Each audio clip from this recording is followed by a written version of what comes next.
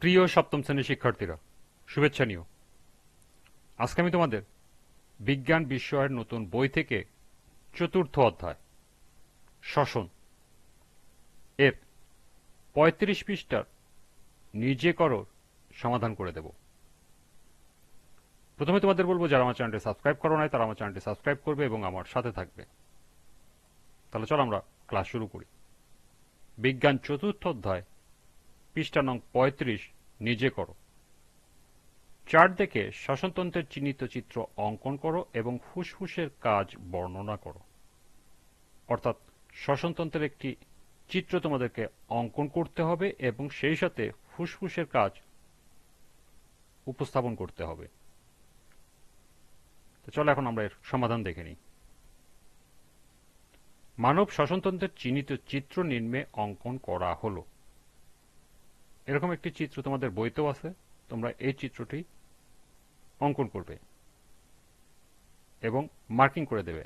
পরশুকা, ষড়যন্ত্র, ট্রকিয়া, bronchus, বঙ্কিউল, alveolus, plural পর্দা আর pleura গহ্বর, এটা হৃদযন্ত্র, এটা হলো মধ্যচ্ছদা। নিচে লিখে দেবে চিত্র মানব শ্বসনতন্ত্র।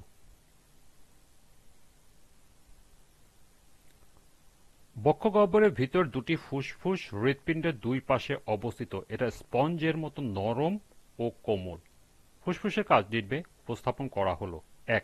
ফুসফুস শ্বাস প্রশ্বাসের মাধ্যমে বাতাস থেকে অক্সিজেন গ্রহণ করে। এই অক্সিজেন রক্তের মাধ্যমে দেহের প্রতিটি কোষে পৌঁছে যায়। ২. ফুসফুস দেহের কোষ থেকে কার্বন ডাইঅক্সাইড সংগ্রহ করে তার নিঃশ্বাসের মাধ্যমে বের করে দেয়।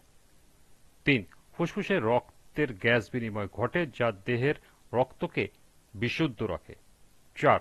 ফুসফুস রক্তে কার্বন ডাইঅক্সাইডের মাত্রা নিয়ন্ত্রণের মাধ্যমে শরীরের পিএইচ ভারসাম্য বজায় রাখে। এবং সর্বশেষ ৫. ফুসফুসে মিউকাস ও সিলিয়া নামক ক্ষুদ্র চুলের মতো গঠন থাকে যা ধুলা, জীবাণু এবং অন্যান্য ক্ষতিকারক পদার্থ ফিল্টার করতে সাহায্য করে। এই ছিল নিজে করো এর সমাধান। আজকের ক্লাসটি এ পর্যন্তই।